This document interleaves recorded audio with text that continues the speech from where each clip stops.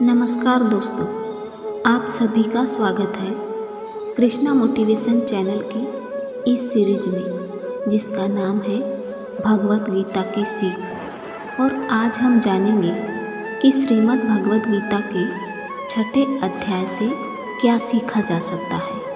इस वीडियो में हम बात करेंगे छठवें अध्याय की, बहुत ही सरल भाषा और आसान से शब्दों में।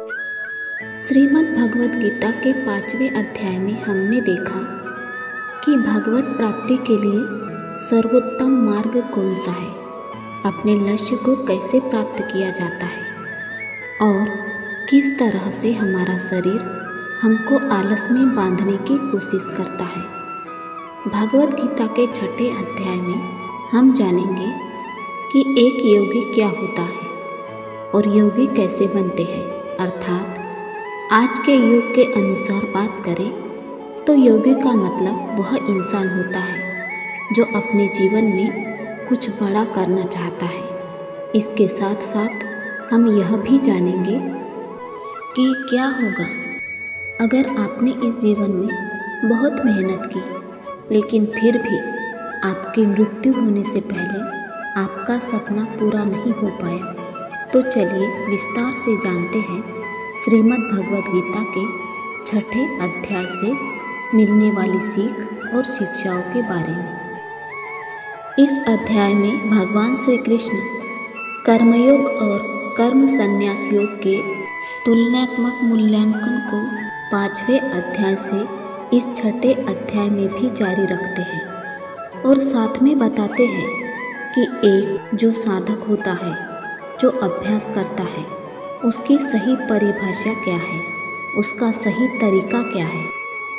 इस अध्याय में भगवान बताते हैं कि जब हम समर्पण और भक्ति के साथ कार्य करते हैं तब इससे हमारा मन शुद्ध हो जाता है, हमारी आध्यात्मिक अनुभूति गहन हो जाती है।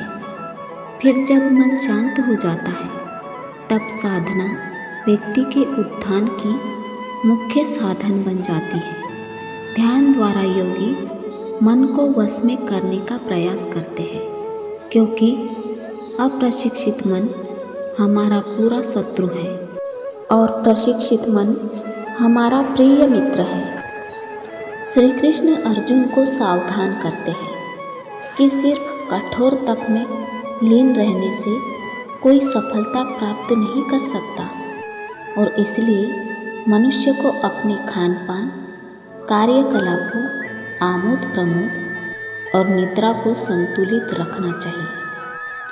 आगे वे मन को भगवान में एकाग्रित करने के लिए साधना का वर्णन करते हैं। जिस प्रकार से वायु रहित स्थान पर रखे दीपक की ज्वाला में झिलमिलाहट नहीं होती, ठीक उसी प्रकार साधक को अपना मन साधना में स्थिर रखना चाहिए।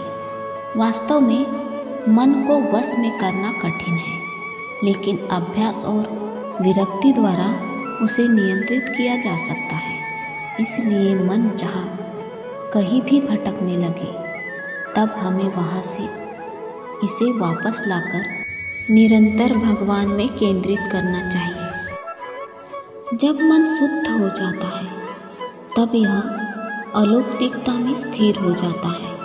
आनंद की इस अवस्था को समाधि कहते हैं, जिसमें मनुष्य असीम दिव्य आनंद प्राप्त करता है। इसके पश्चात अर्जुन उस साधक के भाग्य के संबंध में प्रश्न करते हैं जो इस मार्ग का अनुसरण करना आरंभ तो करता है, लेकिन अस्थिर मन के कारण लक्ष्य तक पहुँचने में असमर्थ होता है।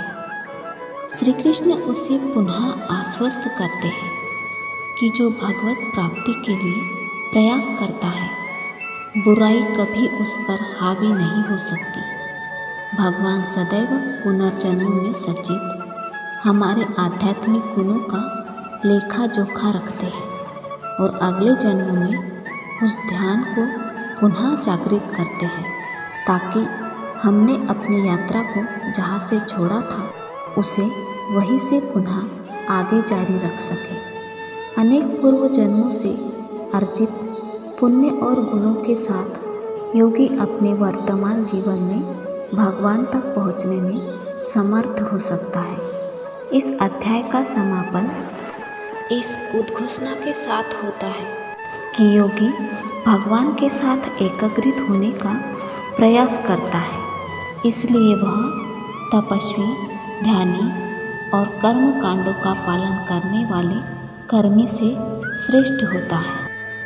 इस अध्याय के प्रथम श्लोक में भगवान श्री कृष्ण अपने सखा, अपने मित्र धनुर्धर अर्जुन से कहते हैं कि वे मनुष्य जो कर्म फल की कामना से रहित होकर अपने नियत कर्मों का पालन करते हैं, वे वास्तव में सन्यासी और योगी होते हैं, न कि वे जो अग्निहोत्र यज्ञ संपन्न नहीं करते, अर्थात अग्नि नहीं जलाते और शारीरिक कर्म नहीं करते। लोग कई तरह की बातें करते हैं। कोई कहते हैं कि हमने अग्नि को त्याग दिया, हम सन्यासी हो गए हैं। बहुत सारे लोग बहुत सारी तरह की बातें करते हैं। तो भगवान श्री कृष्ण यहाँ पर स्पष्ट करते हैं कि लोग ऐसा कहें कि मैं तो ज्ञानी हूँ, मैं सब जानता हूँ, मैं तो आत्मा हूँ, और कर्म आरंभ ना करे या करने योग्य क्रिया ना करे तो वो सन्यासी नहीं है। हे अर्जुन, मनुष्य को चाहिए कि अपने द्वारा ही अपना उद्धार करे, अपनी आत्मा को अधोगति में ना पहुँचाए। श्री कृष्ण कहते हैं केवल अपने सांसारिक कर्म को त्यागने वाला ही योगी नहीं होता, बल्कि जो व्यक्ति करने योग्य सब कर्मों को करता हुआ उनके फल का लालच नहीं करता, वही असली योगी कहलाता है। जो व्यक्ति अपने मन को जीत लेता है तो उसके लिए इस संसार में और कुछ भी जीतना जरूरी नहीं होता है, और जिसका मन इधर उधर भटकता रहता है उसके लिए इस संसार में कुछ भी पाना आसान नहीं होता, क्योंकि जब हमारा मन हमारा गुलाम होता है तो वह हमारा मित्र होता है, और अगर हम उसके गुलाम बन जाते हैं तो वह हमारा सबसे बड़ा शत्रु बन जाता है। श्री कृष्ण कहते हैं कि वे योगी जिन्होंने मन पर विजय पा ली है, वे सर्दी, गर्मी, सुख, दुख और मान अपमान के द्वंद्वों से ऊपर उठ जाते हैं। ऐसे योगी शांत रहते हैं और भगवान के भक्ति के प्रति उनकी श्रद्धा अटल होती है। वो योगी जो ज्ञान और विवेक से संतुष्ट होते हैं और जो इंद्रियों पर विजय पा लेते हैं, वे सभी परिस्थितियों में अविचलित रहते हैं। वे धूल, पत्थर और सोने को एक समान देखते हैं। योगी पुरुष शुभ चिंतकों, मित्रों, शत्रुओं, पुण्य आत्माओं और पापियों को निष्पक्ष होकर समान भाव से देखते हैं।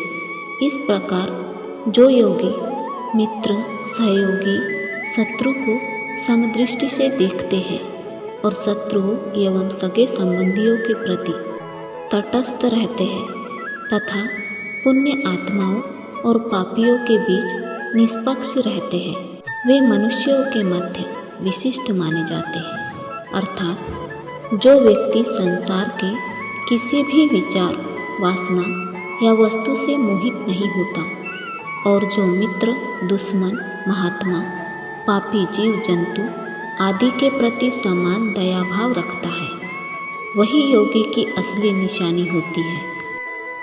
हे अर्जुन, जब इस तरह का योगी भाव आने लगे तो बिना किसी आशा के, बिना किसी भय के अपने मन को मित्र बनाकर मेरा ध्यान करना चाहिए। आगे श्री कृष्ण कहते हैं कि हे अर्जुन, जो लोग बहुत अधिक भोजन ग्रहण करते हैं या अल्प भोजन ग्रहण करते हैं, बहुत अधिक या कम नींद लेते हैं, वे योग में सफल नहीं हो सकते। लेकिन जो अपने आहार और आमोद प्रमोद को संयमित रखते हैं, कर्म को संतुलित रखते हैं और निद्रा पर नियंत्रण रखते हैं, वे योग का अभ्यास कर अपने दुखों को कम कर सकते हैं। अर्थात ऐसा योगी नींद और भोजन भी उतना ही करता है जितना आवश्यक हो। ऐसा योगी ठीक उसी तरह से अपने वचन पर स्थिर रहता है जैसे पूरी तरह रुकी हुई हवा में दीपक की लौ होती है। जब जब भी उसका मन भटके तब तब उसको उस इच्छा को वश में करके फिर से मन को केंद्रित करना चाहिए। और इस प्रकार जब योगी संपूर्ण ज्ञान की अवस्था में आ जाता है तब बड़े से बड़ा दुख भी उसको उसके स्थान से नीचे नहीं गिरा सकता। सच्चा योगी अपनी चेतना को भगवान के साथ एकीकृत कर समान दृष्टि से सभी जीवों में भगवान और भगवान को सभी जीवों में देखता है। वे जो मुझे सर्वत्र और प्रत्येक वस्तु में देखते हैं, मैं उनके लिए कभी अदृश्य नहीं होता और वे मेरे लिए अदृश्य नहीं होते। अर्जुन ने कहा, हे मधुसूदन, आपने जिस योग पद्धति का वर्णन किया है वह मेरे लिए अव्यवहारिक अप्राप्य है, क्योंकि मन चंचल है। मन अशांत, हठी और बलवान है। इसीलिए मुझे वायु की अपेक्षा मन को वश में करना अत्यंत कठिन लगता है। भगवान श्री कृष्ण ने कहा, हे अर्जुन, जो तुमने कहा वह सत्य है। मन को नियंत्रित करना वास्तव में कठिन है, लेकिन यह भी जान लो कि बार बार योग अभ्यास और आत्मविश्वास से असंभव को संभव बनाया जा सकता है। अर्जुन ने कहा, हे कृष्ण, योग में असफल उस योगी का भाग्य क्या होता है जो श्रद्धा के साथ इस पथ पर चलना प्रारंभ तो करता है, किंतु जो अस्थिर मन के कारण भरपूर प्रयत्न नहीं करता और इस जीवन में योग के लक्ष्य तक पहुंचने में असमर्थ रहता है। अर्थात अर्जुन पूछते हैं कि हे कृष्ण, अगर कोई योगी इस तरह से ध्यान केंद्रित करके योग करे, लेकिन अगर अंतिम समय में किसी कारणवश उसका मन भागने लगे तो क्या उसकी पूरी मेहनत शून्य हो जाएगी? परमेश्वर श्री कृष्ण ने कहा, हे अर्जुन, आध्यात्मिक पथ का अनुसरण करने वाले योगी का ना तो इस लोक में और ना ही परलोक में विनाश होता है। मेरे प्रिय मित्र, भगवत प्राप्ति के मार्ग पर चलने वाले को बुराई पराजित नहीं कर सकती। असफल योगी मृत्यु के पश्चात पुण्य आत्मा के लोक में जाते हैं। अनेक वर्षों तक वहाँ निवास करने के पश्चात वे पृथ्वी पर कुलीन या धनवान के कुल में पुनः जन्म लेते हैं, अथवा जब वे दीर्घ काल तक योग के अभ्यास से उदासीन हो चुके होते हैं तब उनका जन्म दिव्य ज्ञान से संपन्न परिवारों में होता है। संसार में ऐसा जन्म अत्यंत दुर्लभ है। अर्थात श्री कृष्ण ने कहा, नहीं अर्जुन, निरंतर परमात्मा की तरफ बढ़ना हर आत्मा का अधिकार है।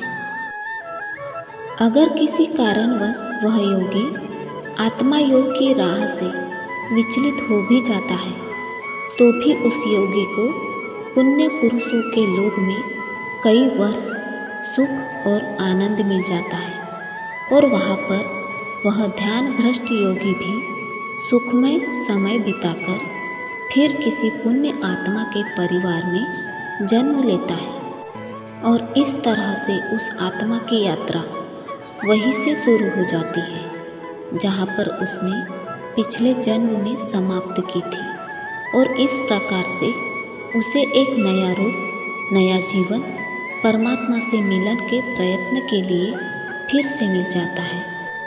अर्थात उसके पिछले जीवन में किया गया योग बेकार नहीं जाता, बल्कि लगातार प्रयत्न करने वाला योगी किसी जन्म में अपने जीवन चक्र से मुक्त होकर परमात्मा में विलीन हो जाता है।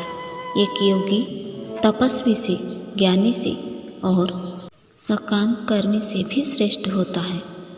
अतः हे अर्जुन, तुम सभी प्रकार से योगी बनो।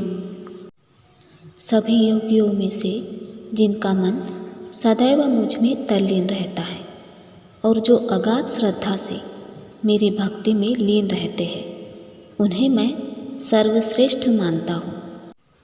दोस्तों, श्रीमद् भगवद गीता के इस अध्याय से यह सीखने को मिलता है कि हर वह इंसान जिसकी आँखों में कुछ बड़ा करने का सपना होता है, उसको अर्जुन की तरह ही एक योगी बनना चाहिए। योगी वह इंसान है जो पूरी तरह से अपनी भावनाओं या इमोशंस को संतुलित रखता है, जो हमेशा अपने लक्ष्य को पूरा करने के लिए मेहनत करता है। लेकिन दोस्तों, जिंदगी का किसी को कोई पता नहीं होता। अब प्रश्न यह उत्पन्न होता है कि यदि कोई इंसान उसके सपने पूरे होने से पहले ही उसकी मृत्यु हो जाए तो उसकी तो ये मेहनत किसी काम की ना रही और सपने सपने ही रह गए।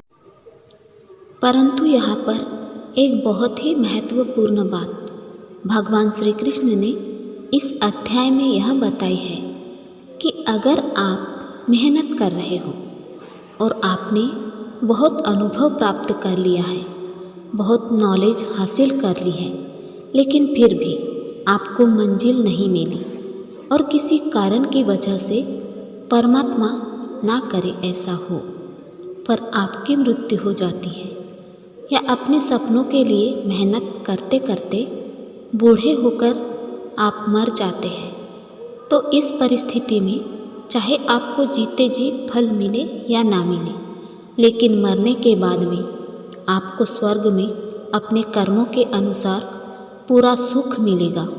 और जब आपके अच्छे कर्मों का बैलेंस खत्म हो जाएगा तो आप फिर से धरती पर जन्म लेकर आओगे और अपने पिछले जन्म के पुण्य कर्मों के आधार पर आप ऐसे वातावरण या घर में जन्म लेंगे जिसमें आपको पिछले जन्म के ज्ञान वाला बौद्धिक स्तर स्वतः ही मिल जाएगा और आपको उसके आगे की मेहनत करने के लिए फिर से एक नई पूरी जिंदगी मिल जाएगी। इस प्रकार ऐसा व्यक्ति और अधिक परिश्रम करके अपने परम लक्ष्य को प्राप्त कर मोक्ष को प्राप्त करता है।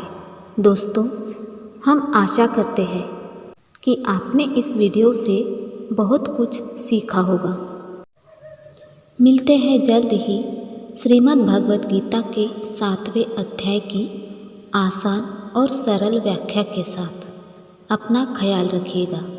जय श्री राधे कृष्ण।